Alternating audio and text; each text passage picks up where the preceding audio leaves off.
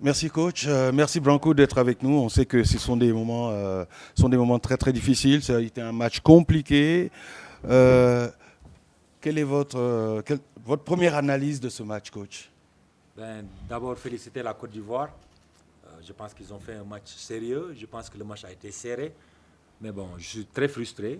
Tu vois, pas parce que j'ai perdu, je ne veux pas être un mauvais perdant, mais je pense que M. Bernardo nous a tués dans ce match-là.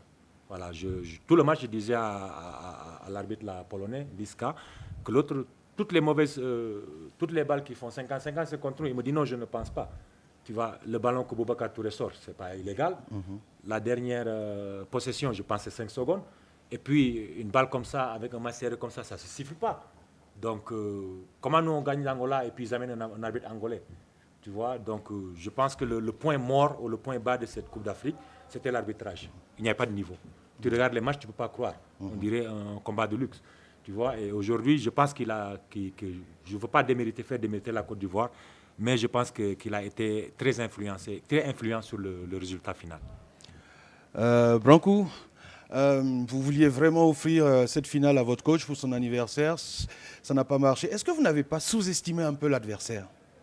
Même pas. Je pense qu'on devait rester sur notre plan et jouer avec de l'ambition, tu vois. Mais comme c'est le sport, aujourd'hui tu gagnes, demain tu perds. On voulait vraiment gagner, mais ainsi c'est passé. Question, chers collègues.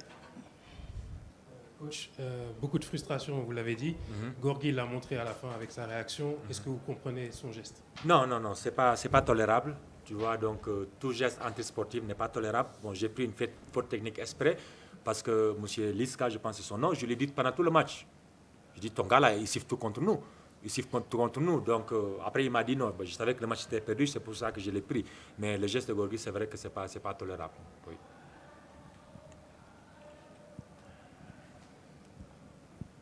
Boniface. Oui. Maintenant, il y a encore un match pour vous. Ça sera demain contre le Cap-Vert.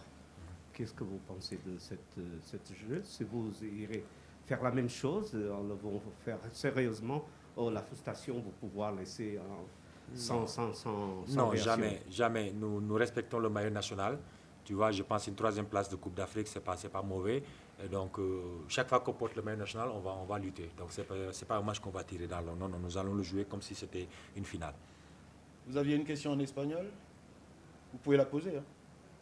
Vous aviez une question en espagnol? Non, je vais parler avec lui en espagnol. Oui, voilà. Tú puedes ahora, si quieres. Bueno, hablaste de árbitro Bernardo. Sí. Bueno, una de las cosas, muchos entrenadores se han hablado de los árbitros. Sí. Y de una manera general, después de este juego, ¿qué te pareció el nivel general del arbitraje? Yo pienso que ha sido lo peor de esta Copa de África. Mirando los otros partidos no puedes creer las cosas que no pitan. Yo pienso que los árbitros, la mayoría, naturalmente no todos, no tienen el nivel. Y hoy principalmente yo pienso que el señor Bernardo nos ha matado. Yo estaba hablando con el señor Liska todo el partido diciéndole que todas las cosas que van 50-50 están contra nosotros. Y lo más flagrante, yo pienso, es la última posesión. -5, 18 segundos. Yo pienso que son 5 segundos, lo voy a mirar. Y después un balón que es 50-50 pita falta, ¿sabes? Y eso para un poco concretizar lo que he dicho todo el partido. Pero en general, como lo has dicho, el arbitraje, yo pienso que la FIBA debe hacer un esfuerzo. Hay buenos árbitros suficientes en Europa, en todo el mundo, para traer un arbitraje de verdad muy mediocre, esta Copa de África. Ibrahima, le Sénégal malheureusement a perdu sa 4e demi-finale d'affilée. Est-ce que tu as un message d'espoir? Tu es encore jeune. Est-ce que tu as un message d'espoir pour les fans au pays qui se disent que ça ne va jamais se débloquer? Bon, tout ce que je peux dire, qu'on va revenir et on va compétir toujours pour le pays. Qu'importe, quand on vient pour représenter le Sénégal, on vient toujours pour donner 100%. Donc, on va revenir et on va compétir.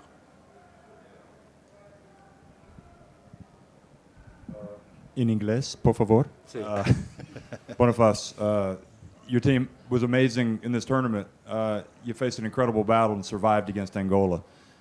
And really, this game started to go your way in the third quarter when they took a timeout and we could hear their coach saying, this team is trying to turn this into a war. We need to play the defense that we know how to play. They brought in Koulibaly. Could you just talk about that quarter and maybe if there was anything else that you could have done differently, or perhaps just do you know what I'm talking about? Yeah, I know. Yeah. So for me, it's these last two games were pretty strange because somehow my team didn't have the energy I was used to see, right? And I don't understand it. What was the reason? But probably because we have a young team, maybe the pressure, because we shot pretty well the whole tournament. And when I took that second unit with Boubacar Touré and Ibou Faye, for example, it gave us so much energy. And I thought that gonna carry us in a momentum. But somehow our guys get tired quick and we can really not kind of continue. So it was a game that was kind of 50-50 most of the time. And I always hope like we can, get over it mostly after I rested G and Gorgui, and Pierre or Branco. But it never really materialized, So I think, Ivory Coast made a solid game. It could have been maybe closer, I think if some balls would have been our balls. But, it's a tough loss for us. And do you think that Cote d'Ivoire were flying under the radar a little bit? Because I know a lot of people were talking about Senegal, talking about Tunisia, but nobody really, they were even talking about Cape Verde, but Cote d'Ivoire was... Yeah, I mean, sometimes the big questions in the AfroBasket is you never know who is coming, right? So only when we are here, this is when you discover the team, because, a lot of players are unknown, the rosters are never unveiled until right here. So, you discover, like, we're all thinking Nigeria going to be strong and Nigeria came weak. So Cote d'Ivoire might have been in that, in that categories, They came up here winning, beating Nigeria, for example, everybody started paying attention. So they deserve, I think, this win. They have a good coach, Spanish coach. And yeah, I think they deserve to be where they are right now. Dernière question, Brancou. Il y a une médaille quand même à aller chercher. Comment vous, en tant que joueur, vous allez vous remobiliser pour essayer justement, votre coach l'a dit, c'est le maillot national, comment vous allez vous remobiliser pour aller chercher cette médaille? Bon, tout d'abord, je vais dire qu'on va venir demain pour jouer, toute l'équipe, pour représenter le pays tout d'abord. On va venir pour jouer et on va mettre le focus sur notre plan de jeu. Tout d'abord, moi, tout. Et le reste, Dieu décidera. En tout cas, merci beaucoup, coach, merci beaucoup, Brancou, et on vous souhaite bonne chance pour demain. Merci. Merci.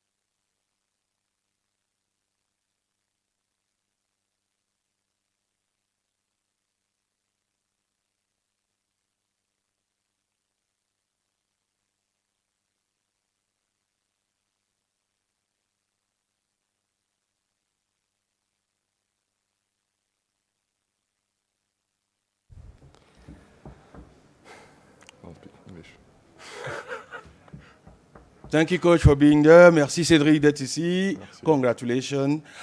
You arrive here as an underdog, and you are writing one of the best pages of Ivorian basketball. How do you feel, Coach? I feel good. I feel good. Tell us more, please. What can I say? I feel very proud of my team. My team involved players, technical staff, the president, all the entire organization. That players that were with us in Cote d'Ivoire and in Tunisia, and they didn't make it on the final roster, but they helped us. So I'm very proud of everybody. We are doing a good job, but they're still working. Yeah. Cédric, félicitations. Merci. D'entrée de jeu, on vous a vu imposer un défi physique aux Sénégalais. On s'attendait au contraire. C'était quoi l'objectif? Les faire douter? Voilà, c'était quoi le plan? Le plan, on savait que ça allait être un match très, très, très physique. Et notre objectif, c'était d'imposer notre rythme, d'imposer notre jeu physique, plus en défense qu'offensivement. Et après, laisser le jeu venir et puis voir ce que ça va donner. Au final, on a gagné et c'est plutôt plaisant pour tout le monde. Dear colleagues, questions? Ignacio, congratulations. Thank you. Cedric. Thank you. Without question, your team was prepared, you were ready.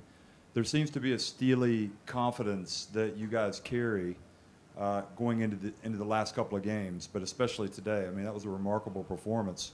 And especially so because you had the disruption of losing what we would consider one of your big contributors, Fofana, to 3 fouls early on. Yet your team did not miss a beat. Could you kind of explain how you were able to hold it together at that point? And also if you could talk about the third quarter when things got really scary and you said, we don't want to play a war, we want to play our game. Kind of explain what your game is and on those 2 points. Well, we have a style, and we want to keep going all the game with that style. That style is the style that bring us here to play this semifinal and to be up in the scoreboard during the whole game. So we want to play a good defense. We want to take care of the ball. We want to execute well. We want to play clean. Let's say clean. And we don't have a team of 8 players. Okay, now today some of the players didn't play, but until now everybody has played and everybody has shown what they can do for the team. So in the case that now today we had Bafesa with 3 fouls. It was a time that we had Jeff Quebec with 3 fouls, also Matt, but we weren't scared. I mean, we know that we have more players that can play, that can do it very well, and that they are ready to play. Nobody's scared. Everybody follows the game plan. So that's making me feel very proud of them.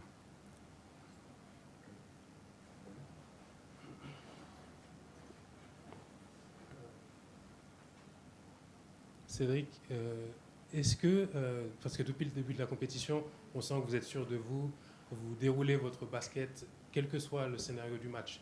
Est-ce que tu as la sensation d'être dans un groupe de champions? Je peux pas être dans un groupe de losers, ça c'est déjà un. Et on a déjà prouvé, je pense, jusqu'à présent, qu'on est capable de faire beaucoup de choses et de bonnes choses. Et notre jeu déjà commence par la défense. Et on prend beaucoup de confiance en défense. On a la chance d'avoir 12 joueurs qui sont capables de jouer, contrairement à certaines équipes. Et donc quand on est sur le terrain, on donne tout. On donne tout et on sait qu'il y aura quelqu'un derrière qui va relayer. Donc on n'a pas à s'inquiéter en disant ouais, il ne faut pas que je donne tout, il faut que je calme un peu, il faut que je me repose ou quoi. Donc je dirais oui, on est une équipe de champions. Michel? Coach, my question is to you. Your next game is against Tunisia, a very solid team, but a team which has players that play lots of mind games, during the game. Talk about that. I know they are the favorites. We have played 2 times against them in the preparation, and they killed us those games. So I know that they are ready to kill us again, but it's a basketball game. Today, Senegal were favorites, and we were able to compete. We were able to play very good basketball, high quality basketball, and tomorrow we will try to do the same. It sounds like I don't know, maybe arrogant, but we didn't come here to play the semifinals or to play the final. We want to win every game, and tomorrow we will try. If we can, well, we will do our best, and if we cannot, we will congratulate Tunisia, and that's all. But I think, and I really believe that we have our options tomorrow, so we will try to do our best. Question pour Cédric. Quels sont les pièges à éviter demain en finale pour aller chercher cette victoire, ce sacre? Le piège, c'est de ne pas rentrer dans l'euphorie en se disant bon, on a gagné le Sénégal et ça va être facile. Respecter le plan du coach. Et puis on verra ce que ça va donner. Continuer dans notre ligne défensive et d'énergie qu'on peut donner durant tout le match. Et je pense que si on respecte ça, et même si on perd demain, on sera fiers de nous.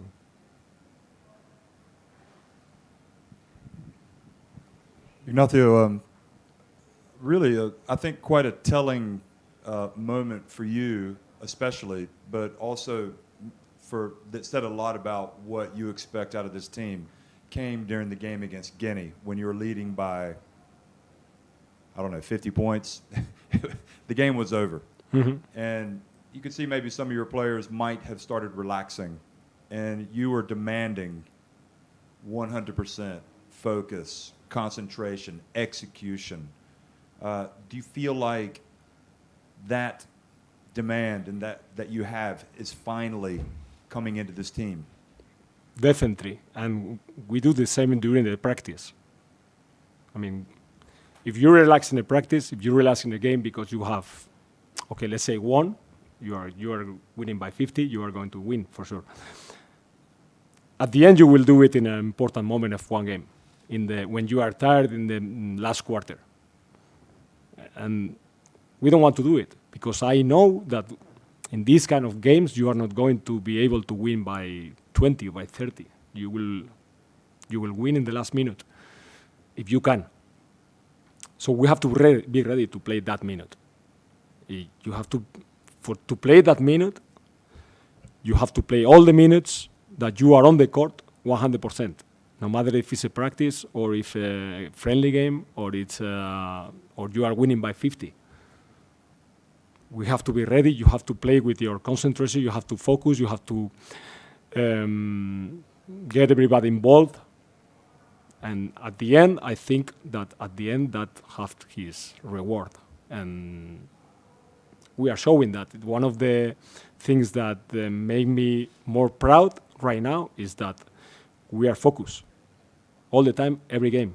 Maybe we can lose the concentration for 1 minute or something, but if I see all the minutes we have played, more than 90% of the minutes we have played with concentration. We can miss, or we can we can miss layups, free throws, open shots, whatever. But after in defense, everybody's focused, and that's our style. Last question is for myself, please. I will translate the question. Cedric father already won AfroBasket. Does he want to follow his father's step? Est-ce que tu as envie de faire comme papa? Il faut déjà gagner une déjà et après on verra la suite. Bravo. En tout cas, félicitations. Merci. Congratulations, coach. Have a good rest and good luck for two.